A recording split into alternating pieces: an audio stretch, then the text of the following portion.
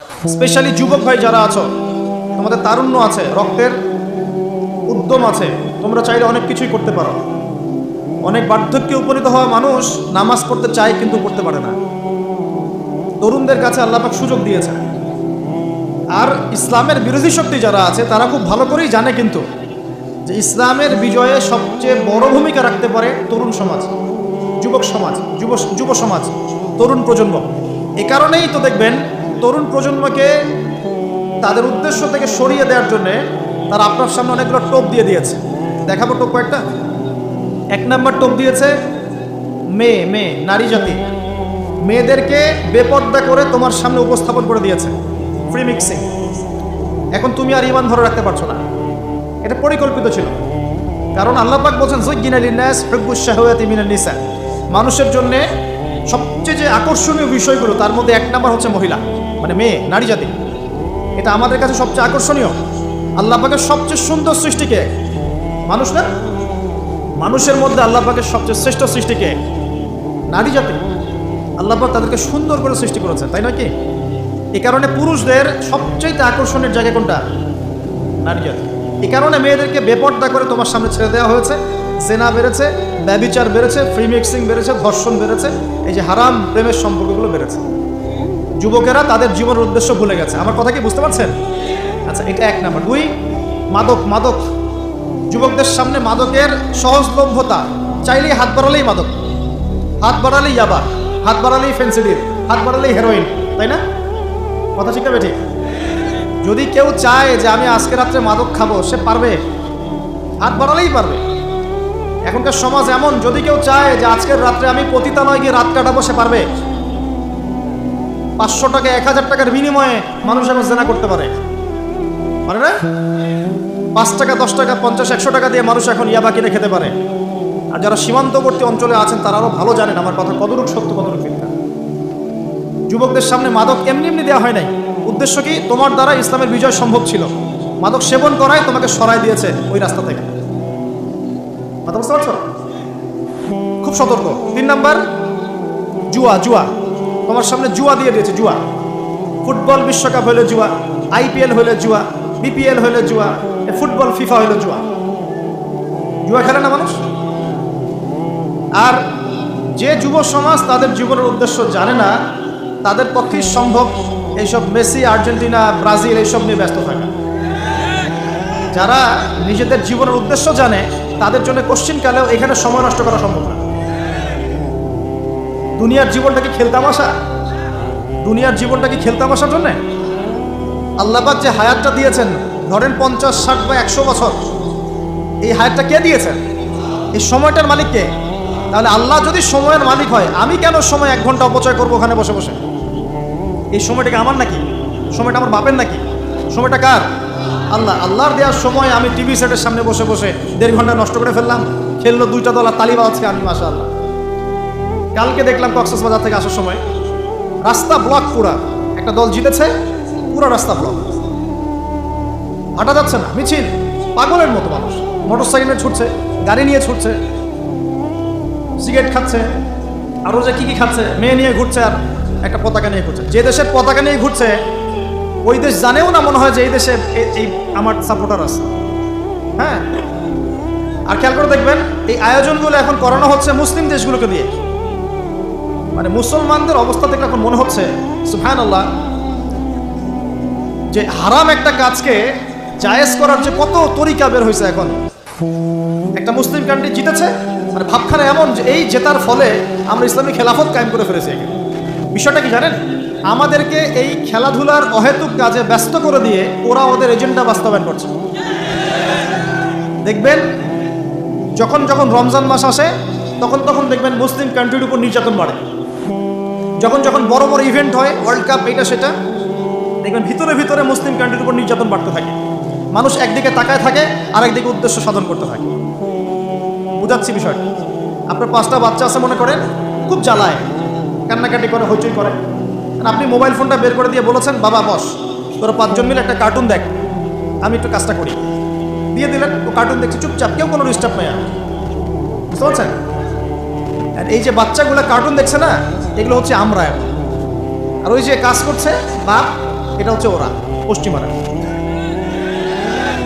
আমার কথা কি বুঝতে পারেন? আচ্ছা, আমি সহজ করার চেষ্টা করছি। প্রিয় যুবক ভাইরা, মেয়ে তো উন্মুক্ত করে দিয়েছেই, মাদক তো দিয়েছেই, জুয়া দিয়েছে, অহেতুক এসব খেলতামাশা দিয়েছে তোমার সামনে, তোমার সময় কেড়ে নেওয়ার জন্য, তোমার হায়াত কেড়ে নেওয়ার জন্য। তোমার মূল্যবান হায়াত, যে হায়াতটাকে তুমি আল্লাহর পথে দাওয়াতের কাজে ব্যয় করবা, দিন চর্চার কাজে ব্যয় করবা, আল্লাহর ইবাদতের কাজে ব্যয় করবা, আমর বিল মারুফ নাহি আনিল মুনকারের কাজ করবা, এই সময়টা ওরা কেড়ে নিয়েছে তোমার কাছ থেকে। বুঝতে পারছো না তুমি? আবার নেশা দিয়ে তোমার ভিতরটা নষ্ট করে ফেলেছে, জেনা দিয়ে তোমার অন্তরের নূর নষ্ট করে দিয়েছে, প্রিমিক্সিং দিয়ে জেনা এবং তোমার যে পবিত্রতা, চারিত্রিক পবিত্রতা নষ্ট করে দিয়েছে। আরও দিয়েছে পর্নোগ্রাফি। বেশিরভাগ যুব সমাজ এখন বাসায় গিয়ে রাতের বেলা পর্ন দেখে। দেখা যায় সারাদিন ভালো কাজ করে, বাসায় গিয়ে রাতের বেলা পর্ন দেখে। পর্নোগ্রাফি দেখে না বা দেখে নাই কখনো, এমন একটা ছেলে খুঁজে পাওয়া যাবে না। আর যখন আপনি এগুলোতে অভ্যস্ত হয়ে যাবেন, তখন শরীর খারাপ হয়ে যাবে, মন ভালো থাকবে না, আপনি একাকী গোপন পাপ করবেন, শরীর দুর্বল হয়ে পড়বে। একটা মেয়ের দিকে আপনি সম্মানের চোখে তাকাতে পারবেন না, মনে হবে মেয়ে মানেই মনে হয় ভোগের বস্তু। পর্ণে আসক্ত যারা, তারা কোনো কাজে শান্তি পায় না, অস্থির। এমনকি তারা যদি বিয়ে শাদীও করে, তবু বৈবাহিক জীবনে সুখী হতে পারে না। কেন জানেন? নিজের শক্তি ক্ষমতাগুলো আগেই নষ্ট করে ফেলেছে।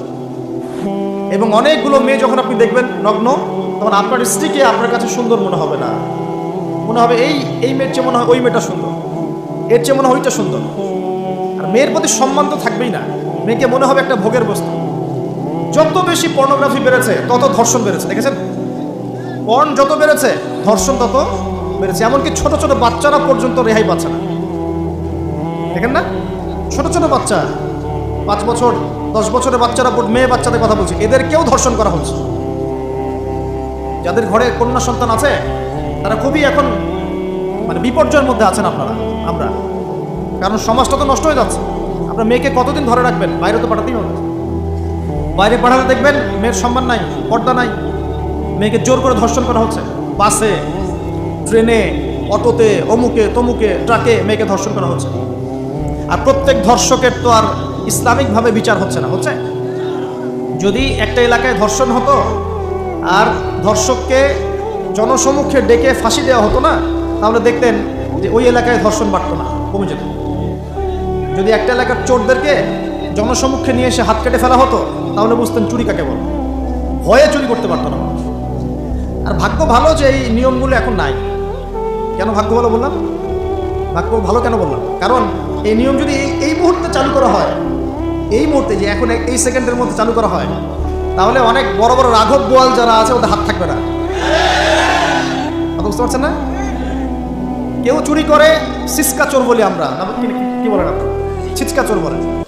কেউ আছে চুরি করে পুকুর চুরি করে। সিসকা চোরকে ধরতে পারলে রাস্তাঘাটে কি মাইকটা দেওয়া হয়, তাই না? মনে হয় যে নিজের শক্তি খাটানোর একটাই জায়গা চোর পিটানো। মসজিদে যদি একটা চোর ধরা পড়ে, কি মাইকটা মারে, খুঁটির সাথে বেঁধে একদম জুতা স্যান্ডেল দিয়ে। আর সামনে যে পুকুর চুরি করে বসে আছে, কিছুই করতে পারতেছে। কথা মিথ্যা পড়া বসে? যদি একটা মুসলিম রাষ্ট্রের মধ্যে দুর্নীতি না থাকতো না, মুসলিম রাষ্ট্র বিশ্বকে নেতৃত্ব দিত ইনশাআল্লাহ। যদি কোনো মুসলিম রাষ্ট্রের মধ্যে দুর্নীতিটা না থাকতো না, তাহলে দেখতেন ওই রাষ্ট্র অবশ্যই বিশ্বকে নেতৃত্ব দিত ইনশাআল্লাহ। এমন অনেক অমুসলিম রাষ্ট্র আছে যেগুলো অমুসলিম হওয়া সত্ত্বেও ওদের মধ্যে কোনো দুর্নীতি নাই, জানেন? আল্লাহ পাক আমাদের সবাইকে পরিপূর্ণ মুসলমান হওয়ার তৌফিক দান করুন। দেখেন, আল্লাহ পাক বলেছেন উদখুলু ফিস সিলমি কাফা, তোমরা পরিপূর্ণরূপে ইসলামে প্রবেশ করো।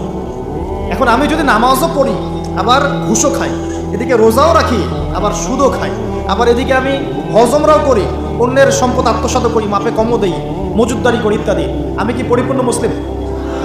আমি কি উদখুলু ফিস সিলমি কাফার উপর আমল করতে পেরেছি? আর আল্লাহ পাক এখানে বলছেন ওয়ালা তামুতুন্না ইল্লা ওয়া আনতুম মুসলিমুন, পরিপূর্ণ মুসলমান না হয়ে তোমরা মৃত্যুবরণই করিও না। করলেই সমস্যা। পরিপূর্ণ মুসলমান না হয়ে মারা গেলেই সমস্যা। কি সমস্যা? ওই যে আল্লাহ পাক বলবেন মান রব্বুক, বলবে লা আদরি, আমি তো জানি না, কারণ পরিপূর্ণ মুসলমান হয়নি তো, আল্লাহর সাথে শিরক করেছেন। আল্লাহ পাক বলবেন মা দীনুক, বলবে লা আদরি, আমি জানি না। মা দীনুক উত্তর কেমন করে দিতে পারবে? ইসলামের কিছু অংশ মানে, কিছু অংশ মানে না। ইসলামের কিছু অংশ মানে, নামাজ, রোজা, হজ, যাকাত, তাসবিহ, তাহলিল সবই মানে, কিন্তু সুদ ছাড়তে হবে, ঘুষ ছাড়তে হবে, জেনা করা যাবে না, মদ খাওয়া যাবে না, দুর্নীতি করা যাবে না, মানে না। তাহলে মা দিনুক কি উত্তর দিবে? মান নবিয়ুক, কে নবী? উত্তর কিভাবে সম্ভব? নবীর সুন্নতি তো নাই গায়ের উপরে, চেহারায় নাই, কাপড়ে নাই, চলাফেরায় নাই, ওঠা বসায় নাই, ইবাদতে থাকলেও অর্থনীতির মধ্যে নাই, অর্থনীতির মধ্যে থাকলেও সংস্কৃতির মধ্যে নাই, সংস্কৃতিতে থাকলেও সমাজে নাই। নবীর সুন্নত কি খালি ঘরে তসবিহ টেপার মধ্যে? মানে আমরা খালি সুবহানাল্লাহ সুবহানাল্লাহ পড়বো এটাই সুন্নত, দাড়ি ছেড়ে দিব এটাই খালি সুন্নত, টাকটোর উপরে কাপড় পরবো এটাই কি খালি সুন্নত? সমাজের মধ্যে সুন্নত নাই, অর্থনীতির মধ্যে সুন্নত নাই, ব্যবসা বাণিজ্যের সুন্নত নাই, চাকরি বাকরিতে সুন্নত নাই, পরিবারের সুন্নত নাই, সংস্কৃতির মধ্যে সুন্নত নাই, আর রাষ্ট্রের কথা বললাম না, ওটা বাদ দেন, ওটা এই যুগে সম্ভব না। ইল্লা মাশাআল্লাহ, যদি আল্লাহ পাক না চান। ওইদিকে আমি কথাই বলতে যাচ্ছি না, আমি সমাজ পর্যন্তই আছি, এর উপর যাচ্ছি না। প্রিয় ভাইরা, যুবক ভাইদের কথা বলে আমি সামনে যাব। 1 নাম্বার কি বলেছি, তোমরা সতর্ক থাকবে মেয়ে থেকে। কি থেকে? মেয়ে থেকে 100 হাত দূরে, 100 হাত। মানে আমি বলি, পরামর্শ দেই, আমি তোমাদের ভাইয়ের মতো, ছোট হই আর বড় হই, আর আমাকে এসে আল্লামা সাহেব এইসব বলার দরকার নাই। আমি একটু তালেবে ইলম, এখানে বড় বড় অনেক আলেম ওলামায়ে কেরাম আছেন, আমি খুব বিব্রত বোধ করছি কথা বলতে। আমি জানি যে হকপন্থী ওলামায়ে কেরাম যারা, তারা আমাদের মতো অনলাইনেও আসেন না, ফেসবুক ইউটিউবে ভিডিও পাবেন না, এমনও আলেম বাংলাদেশে আছেন জানেন, যারা বহু আলেম তৈরি করছেন, মাদ্রাসা খেদমত করছেন। তো তাদের সামনে আমাদেরকে যখন এইভাবে টাইটেল দেন, লজ্জা লাগে, বিব্রত বোধ করি। শেখার কোনো শেষ নাই। আমি একসময় মনে করতাম যে আমি যখন ইন্টারমিডিয়েটের পর থেকে চর্চা করা শুরু করছি, অনার্স মাস্টার্স পর্যন্ত, মনে করছি যে হ্যাঁ, মনে হয় ইসলাম সম্পর্কে ভালোই জানছি। তারপর যখন কওমি আলেমদের কাছে পড়তে শুরু করলাম, বলি এগুলো ভিতরের কথা, খোলামেলা বলি, গল্প করছি আপনাদের সাথে, না করছেন নাকি? তখন বুঝলাম যে বিগত 5-7 বছরে তো আমি কিছু পড়াশোনা করছি বলে মনে হচ্ছে না। যেমন একটা হাদিস শো করে বললাম যে ওস্তাদ, এই যে আল্লাহ রাসূল সাল্লাল্লাহু আলাইহি ওয়াসাল্লাম বলেছেন যে একজন মুমিন ব্যক্তি আর একজন মুমিন ব্যক্তির আয়না স্বরূপ। কি স্বরূপ? আয়না স্বরূপ। তো আমি যদি অনলাইনে কোনো ভাইয়ের ভুল ধরিয়ে দেই সমালোচনার মাধ্যমে, তাহলে কি আমি হাদিসের উপর আমল করলাম না? তখন ওস্তাদ মিটিমিটি হাসছেন, বলছেন যে তোমার তো টুকটাক অ্যারাবিক গ্রামারের বেস ভালোই, তোমার কি মনে হয়? আমি বললাম যে আমার কাছে তো এটাই মনে হচ্ছে যে আমি যদি সমালোচনা করি, আমি তো আমর বিল মারুফ নাহি আনিল মুনকারের কাজই করলাম। তো তিনি বলছেন আসলে এই হাদিসের ব্যাখ্যা এমন হয়। কেমন ব্যাখ্যা? তুমি কি খেয়াল করো নাই? আমাকে বলছে তুমি কি খেয়াল করো নাই, তুমি যখন আয়নার সামনে গিয়ে দাঁড়াও, তখন আয়না কিন্তু তোমার সাথে কথা বলে না, আয়না নীরব থাকে, স্থির থাকে, কিন্তু তোমার দোষ ত্রুটি কোথায় আয়না কিন্তু দেখিয়ে দেয়। মনে করেন, বুঝাচ্ছি, মনে করেন আপনার গাল কেটে গেছে, আপনি আয়নার সামনে দাঁড়িয়েছেন, আয়না কিন্তু আপনাকে বলে দিবে না এই যে তোমার গাল কাটা, এই ছেলে তোমার গাল কাটা, হ্যাঁ এই মেয়ে, এই ছেলে তোমার এই সমস্যা ওই সমস্যা, বলবে? চুপচাপ থাকবে, আয়না দেখিয়ে দিবে আপনার ভুলটা কোথায়। তো তিনি আমাকে হাদিসের ব্যাখ্যা শেখাচ্ছেন, বলছেন যে একজন মুমিন ভাই যদি কোনো ভুলের উপর থাকে, তুমি সঠিকটা আমল করে ওর সামনে দাঁড়িয়ে দেখিয়ে দিবে যেটা সঠিক। বুঝলাম, যতদিন যাচ্ছে আমি বুঝতে পারছি যে আসলে এই জ্ঞানের সমুদ্র যে কত গভীর, 100 বছর হায়াত দিলেও মনে হয় শেষ করতে পারবো না। প্রিয় যুবক ভাইরা, নসিহত করছি, সেটা হচ্ছে যে দিনের জ্ঞান অর্জন করতে হবে। জ্ঞান অর্জনের কোনো বিকল্প নাই।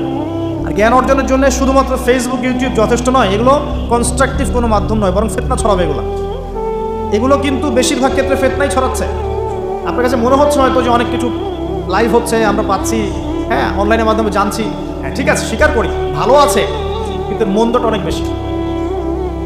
এর মধ্য দিয়ে আলেমে আলেম বিভক্তি হয়ে গেছে, এর মধ্য দিয়ে একে অপরের সাথে আমাদের সম্পর্ক নষ্ট হয়ে যাচ্ছে, গীবত, তহমত, সমালোচনা, কাদা ছড়াছড়ি, সংস্কৃতি বাড়ছে, ঐক্য বিনষ্ট হচ্ছে, অনেক সমস্যা হচ্ছে। আর এগুলো কনস্ট্রাকটিভ সিলেবাস নয়। সিলেবাস আপনাকে ওলামায়ে কেরামের কাছে এসে জানতে হবে। আমি বলছি 1 নাম্বার কোরআন থাকবে, আপনাদের জেনারেলদের জন্য বলছি, কারণ আপনাদের জন্য এটা এত সহজ হবে না। মাদ্রাসা যারা পড়া শুরু করেছেন ছোটোবেলা থেকে, তাদের জন্য সহজ, আপনাদের জন্য এত সহজ নয়। সিলেবাসগুলো জেনে রাখেন। কোরআন পড়তে হবে আগে, পবিত্র কোরআনের বিশুদ্ধ তেলাওয়াত শিখতেই হবে, এবং প্রত্যেক দিন চেষ্টা করবেন 1 পৃষ্ঠা 2 পৃষ্ঠা আধা পারা 1 পারা করে তেলাওয়াত করার জন্য। তেলাওয়াতের কোনো বিকল্প নাই, প্রত্যেক হরফে 10 নেকি পাবেন ইনশাআল্লাহ। এরপরে এর ভাষা আছে, পুরাণিক গ্রামার আছে, নাহুসর। আর এই বইগুলো আপনি একা পড়তে পারবেন না। এই বইগুলো পড়তে হলে উস্তাদ লাগবেই লাগবেই। এক একটা বই 2 বছর করে পড়তে হইতে পারে, পড়তে হবে। যদি আপনি কোরআন জানতে চান, বুঝতে চান, পড়তে হবেই। আর যদি মনে করেন না আমার এত জানা বোঝার দরকার নাই, সেটা আলাদা বিষয়। তখন আপনি ওলামায়ে কেরামের কাছে গিয়ে জিজ্ঞাসা করে মাসালা নিয়ে নেবেন। এখানে একটা কথা বলে দিই, এখন আবার একটা নতুন আমি ফিতনাই বলবো বের হয়েছে যে আলেম ওলামার প্রয়োজন নাই, কোরআন হাদিস বাসায় পড়বা, নিজে একা একাই মুস্তাহিদ হয়ে যাবা। অনেক দিনী ভাইকে দেখছি আমি, যুবক ইয়াং, তার আগে বিপদগামী ছিলেন, হেদায়েত হয়ে ইসলামের দিকে এসেছেন, এখন প্রথমেই সহিহ বুখারী টান দিয়ে পড়াশোনা করেন। কে বললো আপনাকে প্রথমে সহিহ বুখারী পড়তে? আপনি কি এক লাভ দিয়ে এই মেডিকেল সায়েন্সের বই পড়তে যাবেন? এত কঠিন কঠিন বই আগে কেন? এই বইগুলো পড়তে ওলামায়ে কেরামের 15-20 বছর সময় লাগে। 15-20 বছর সময় লাগে। 15 বছর বেশি বলে ফেলছে মনে হয়। আমাদের মতো হলে 20 বছর লাগবে। কঠিন বই আগে না, আগে সহজ বইগুলো পড়তে হতো। তো ভাবখানা তখন দেখা যায় এমন, কয়েকটা হাদিসের কিতাব পড়ে, কোরআনের কিছু অনুবাদ পড়ে, আলেম ওলামার আর দরকার নাই, কোনো মাযহাবেরও দরকার নাই, আমি নিজে একাই মুস্তাহিদ। এটা একটা ফিতনা চলছে। তো আমি বুঝাচ্ছি আপনাকে, একটা মাসআলা ধরেন আপনার সামনে আসলো, মনে করেন ওই যে আমি পেপার মানি নিয়ে কথা বলেছিলাম না, কাগজের টাকা, এরপর আসছে ক্রিপ্টোকারেন্সি। কি আসছে? নাম শোনেন নাই? ইলেকট্রনিক মানি তো চলে আসছে, যে ইলেকট্রনিক মানি দিয়ে আপনারা লেনদেন করছেন না, এরপরে আসবে ক্রিপ্টোকারেন্সি। ক্রিপ্টোকারেন্সি মানে বিটকয়েন। এগুলো ভবিষ্যৎবাণী না, কিন্তু কিছু মানুষ মনে করে এগুলো ভবিষ্যৎবাণী। এগুলো ভবিষ্যৎবাণী না, এগুলো বর্তমান। অলরেডি পৃথিবীর কিছু কিছু দেশে চলে আসছে, হয়তো বা এদেশেও অচিরে আসবে। তো মনে করেন এখন আপনি একজন সাধারণ মানুষ, ক্রিপ্টোকারেন্সি কী জিনিস আপনি বোঝেন না। এখন আপনি একজন আলেমের কাছে আসলেন, এসে বললেন যে হুজুর, ক্রিপ্টোকারেন্সি কী জিনিস আমি বুঝি না, এটা হালাল না হারাম, জায়েজ না জায়েজ, কতটুকু রাখা যাবে রাখা যাবে না, মাসআলা দেন। এখন আমি যদি আপনাকে বলি, এই যে ভাই নেন কোরআন, এই যে তাফসীর ইবনে কাসির নেন, জালালাইন নেন, মারিফুল কোরআন নেন, এই যে বুখারী, মুসলিম, তিরমিজি, আবু দাউদ, নাসাই, সবগুলো নেন, বাসায় গিয়ে পড়াশোনা করে মাসআলা বের করেন, পারবেন? সম্ভব? সম্ভব কি? কে পারবে? যিনি মুস্তাহিদ। আর একটা সমাজের মধ্যে মুস্তাহিদ মানুষের সংখ্যা কতজন থাকে? অল্প কিছু। বেশিরভাগ মানুষই তো অন্ধ অনুকরণ তাকলিদ করতে হবে তাকে। তখন এই যে আপনি আমার কাছ থেকে মাসআলাটা জানলেন, এই মাসআলা জেনে নেওয়াটা কি আপনার জন্য উচিত না অনুচিত? আপনার এই মাসআলা জেনে নেওয়াটা কি উচিত না অনুচিত? এই মাসআলা আমার কাছে বা আলেমের কাছে না জানলে কিভাবে শিখবেন আপনি? শেখার জন্য আপনাকে আসতে হবে না? এটাই মাযহাব, এটাই মাযহাব। এখানে বিভ্রান্তির কোনো সুযোগ নাই যে আমি এগুলো মানি না, আমি খালি বইপত্র একা একা পড়বো, আলেম হয়ে যাবে, সম্ভব না।